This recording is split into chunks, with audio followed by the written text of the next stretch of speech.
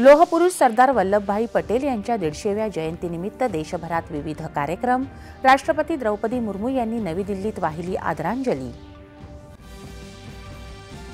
पंतप्रधान नरेंद्र मोदी यांनी गुजरातमध्ये स्टॅच्यू ऑफ युनिटी इथे सरदार पटेल यांना अर्पण केली आदरांजली।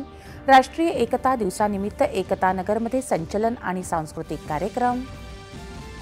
2014 नंतर सरकारनं नक्षलवादावर निर्णायक आणि कठोर प्रहार केल्याचं पंतप्रधानांचं एकता नगर इथल्या संबोधनात प्रतिपादन।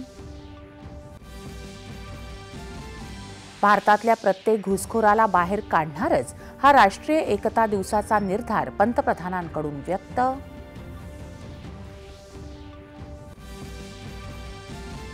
केंद्रीय गृहमंत्री अमित शहा यांनी नवी दिल्लीत मेजर ध्यानचंद स्टेडियम इथं एकता दौडला दाखवला हिरवा झेंडा, दिली एकतेची शपथ।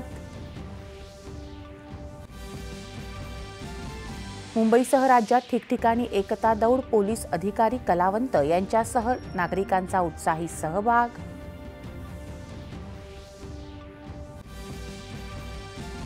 संरक्षण मंत्री राजनाथ सिंह यांनी आज क्वालालंपूर इथं अमेरिकेचे संरक्षण मंत्री पीट हेग्सेथ यांची घेतली भेट।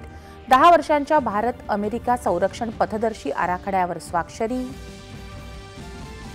बिहार विधानसभा निवडणुकीसाठी राष्ट्रीय लोकशाही आघाडीनं संयुक्त संकल्पपत्र केलं जाहीर। महिला, युवा आणि शेतकरी कल्याणावर भर। शेतकरी कर्जमाफीचे सर्व टप्पे राज्य सरकारनं निश्चित केले असून येत्या 30 जूनपूर्वी शेतकरी कर्जमाफीचा निर्णय घेतला जाईल, मुख्यमंत्र्यांची घोषणा।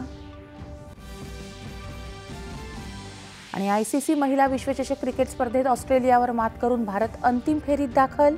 मोठ्या धावसंख्येचा विजयी पाठलाग करण्याचा भारतीय महिला संघाचा विश्वविक्रम।